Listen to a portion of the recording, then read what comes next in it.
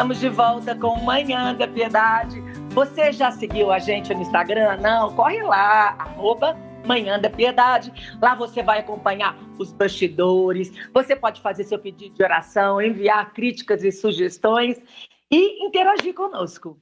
Agora é hora de falar sobre saúde. Você sabia que a pele é o maior órgão do corpo humano? Isso mesmo, órgão.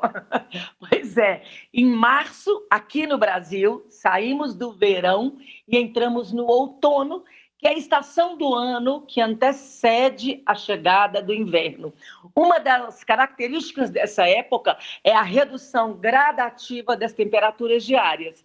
Mas será que, mesmo assim, devemos ter cuidados redobrados com a pele? E para responder essa pergunta e outras, eu converso agora com a dermatologista, doutora Nicole Lustosa. Bom dia, doutora Nicole. Seja bem-vinda ao Manhã da Piedade. Bom dia, Moninha. É um prazer estar aqui conversando com vocês. Espero ser um bate-papo proveitoso, né? Para que as pessoas possam compreender um pouco mais desses cuidados com a pele. Como você já disse, o nosso maior órgão, que muita gente assusta, né? Como assim um órgão? É realmente um órgão com diversas funções, né? Então, apesar dessa mudança do clima, a gente precisa ter alguns cuidados aí durante o ano inteiro. Doutora Nicole, por que a pele é considerada um órgão? Então, Moninha, um órgão, assim, um termo técnico, órgão é aquilo que é formado por diversos tecidos. Então, a pele, ela tem diversos tecidos e ela não compreende só aquilo que a gente tem ali por externo. A pele, ela é composta por glândulas, as glândulas do suor e do sebo. A pele é constituída também dos anexos, né? Que são os pelos, os cabelos, as unhas. Então, por isso a pele, ela é considerada um órgão e não apenas um tecido. Entendi. Doutora Nicole, muito se fala dos cuidados da pele no verão. No verão é falado sem parar o câncer de pele, raio V, raio VA, o VB, o VC, o VD. E qualquer estação, ela requer esses cuidados? Ou tem os cuidados específicos para cada estação? Com certeza, esses cuidados, ainda mais que a gente vive num país, né, onde os índices de radiação, como você acabou de falar, o VA, o VB, o VC, que acaba não ultrapassando a nossa camada de ozônio, mas principalmente o VA, o VB, ele mantém os níveis, né, que causam danos durante o ano inteiro, entendeu? Então, pode até ser níveis um pouco menores, claro, né, quando chega no inverno, no outono, esses níveis de radiação, eles reduzem, mas são capazes também de causar danos. E aí entra a parte da conscientização do cuidado, da fotoproteção, que é essa proteção solar durante o ano todo. Pois é, e aí, então, vamos falar do outono e inverno. Mesmo que os raios não sejam tão fortes assim, que agridem a pele tanto, a gente precisa continuar usando filtro solar? Com certeza absoluta. Tanto seja num dia nublado, seja um dia mais frio, os índices de radiação, por mais que a gente não veja, às vezes, os raios solares, eles estão presentes e eles são capazes de causar danos no DNA da nossa célula da pele, podendo gerar câncer de pele, envelhecimento, entre outros. Doutora Nicole, sobre fotoproteção, a palavra já fala, a etimologia da palavra, foto, luz, proteção, proteção da luz. Quando a gente conversa sobre fotoproteção, eu estou falando de proteção somente solar ou a luz do computador, essa luz de casa, eu também preciso de me proteger delas? Com certeza. Essa luz que a gente chama as luzes artificiais, né, de celulares, computadores, a luz da nossa casa, essas luzes a gente chama de luzes visíveis. Elas têm um dano mais relacionado à questão de manchas, né, aquelas pessoas que sofrem com melasma, que são aquelas manchas acastanhadas no rosto. Essa luz de celular, computador, ela é prejudicial. Então, quando a gente fala em fotoproteção, a gente está falando tanto dos raios UVA, UVB, que são advindos do sol, mas também a gente tenta proteger dessas luzes que a gente chama de luzes artificiais ou luzes visíveis. Entendi. E aí, essas luzes, elas têm a radiação. Como essa radiação impacta a nossa pele? Então, a radiação das luzes visíveis não são radiações que vão causar aquele dano do DNA, por exemplo, para causar um câncer de pele.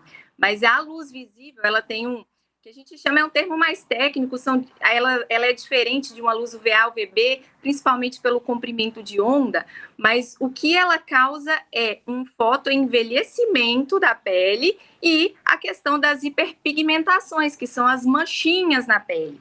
Então, essa é a questão da luz visível, que são as luzes artificiais de celulares, computadores, que, apesar de não ter o dano da radiação UVA, UVB que vem do sol, elas podem prejudicar na questão do aspecto da pele, no tratamento de manchas, né?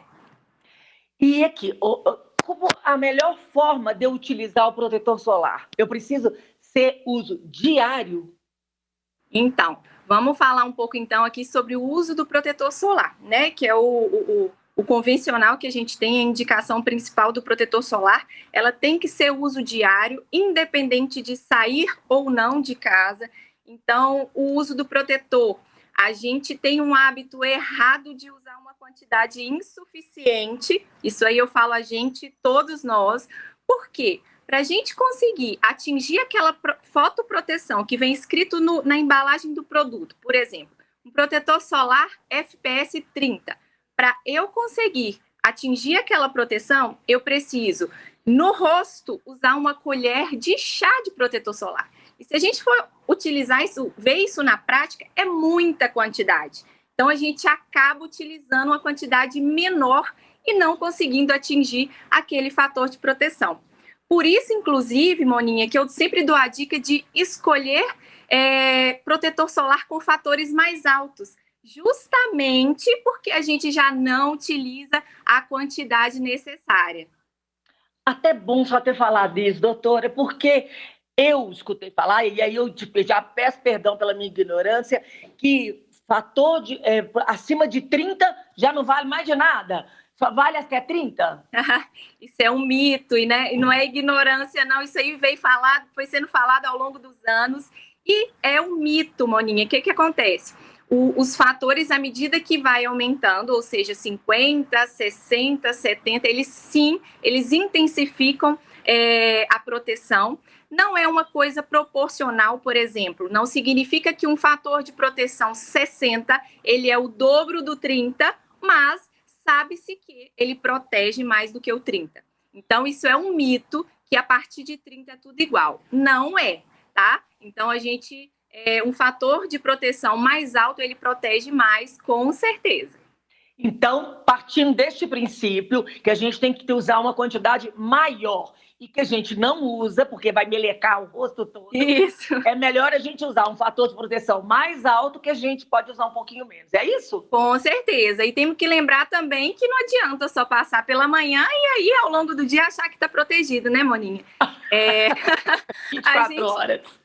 A gente tem que reaplicar o protetor solar para o dia a dia, ou seja, pessoas que não têm uma fotoexposição muito intensa, que não trabalham diretamente expostas ao sol, a gente orienta de aplicar o protetor solar logo pela manhã, reaplicar na hora do almoço, tá? E naqueles casos em que tem uma exposição solar mais intensa ou em períodos de férias na praia, clube, piscina, a gente orienta de reaplicar o protetor solar a cada 2 horas ou sempre que entrar na água, né? Lembrar das piscinas e praias, sempre que entrar na água, ao sair, tem que ser reaplicado o protetor solar. E protetor solar para o rosto, é melhor branco ou aquele que tem cor? Faz diferença? Então, existe uma diferença sim. Geralmente, os protetores solares com cor, eles têm um dióxido de titânio, ou eles têm óxido de zinco também, e essas substâncias, elas acabam protegendo contra aquela luz visível que a gente comentou, de celular, de computador. Então, principalmente quem está tratando manchinhas, está tratando um melasma, a gente orienta a preferência por filtros solares com cor. Mas para aqueles pacientes, homem, por exemplo, às vezes fica difícil usar um protetor solar com cor, né? Fica parecendo maquiagem. Então, acaba que eles utilizam um protetor solar branquinho que protege contra o principal, que são os raios UVA, UVB. Mas, para o tratamento de manchas, a gente dá preferência a protetores com cor. A diferença de filtro solar físico e químico. Ótimo. O filtro solar físico, que também é conhecido como filtro inorgânico, são filtros solares que, ao serem aplicados sobre a pele, eles refletem a luz. Então, eles não absorvem a luz. Bateu a luz ali naquela pele, o filtro solar vai fazer com que essa luz seja refletida. Já os filtros orgânicos ou químicos, eles absorvem aquela luz e transformam ela em calor, tá? Uhum. E que diferença que isso faz? Isso altera a cosmética do produto. Então, filtros físicos, eles geralmente são filtros um pouco mais grosseiros, às vezes a textura não é tão legal na pele, enquanto os químicos já têm uma cosmética mais agradável, mas, por outro lado, os filtros físicos, eles tendem a causar eles têm uma menor chance de causar, por exemplo, uma alergia, tá? Uhum. Porque eles são puramente físicos que refletem a luz. Inclusive, falando desse tipo de filtro, como que eu faço? Para quem eu escolho filtro físico, para quem que eu escolho filtro químico? Os filtros físicos, por exemplo, eles são preferidos para crianças, né? Uhum. Que têm peles muito sensíveis, então a gente dá preferência para filtros físicos. Crianças, idosos e gestantes, né? Que tem a pele mais sensível, mais suscetível a manchas, né? Isso, exatamente. Pode falar. Pode falar. Não, eu já ia falar assim, essa questão de criança, muita gente tem dúvida se criança pode ou não usar protetor solar. Na verdade, as crianças devem usar protetor solar, porque tem uma informação que muita gente não sabe. O câncer de pele que aparece lá na idade adulta, né? Às vezes o idoso, ele é advindo do sol que a pessoa tomou durante ao longo da vida. Às vezes uma queimadura, aquela queimadura da criança ficar, né, vermelha, aquilo ali futuramente pode fazer com que ela desenvolva um câncer de pele. Então, crianças, sim, e devem, com certeza, fazer uso do fotoprotetor, mas o detalhe é que só pode a partir dos 6 meses, Moninha. Entendi! Maravilhoso! Doutora Nicole, muito obrigada pela participação conosco aqui no Manhã da Piedade, você ter parado seu tempo para nos atender. De tudo que nós falamos, tem alguma coisa que você gostaria de deixar registrado? Eu que agradeço o convite, estou sempre às ordens, espero ter contribuído com vocês. E, assim, estou à disposição, inclusive eu tenho uma rede social, se depois é doutoranicolelustosa.dermato. Dou dicas sobre... Vamos colocar, doutora... Nicole Lustosa. Nicole Lustosa, tá na tela. Dermato. Tá na tela. Então, gente, vão acompanhar, segue todas as dicas, né, doutora? Isso, dou dicas de pele, unhas, cabelo, bem legal, tá? Joia, muito obrigada. Deus te abençoe, viu? Eu que agradeço. Amém. Fique com Deus. Tchau, tchau. Com Deus, tchau. Gente, nós aqui vamos para um rápido intervalo. Não saia daí, já já eu tô de volta.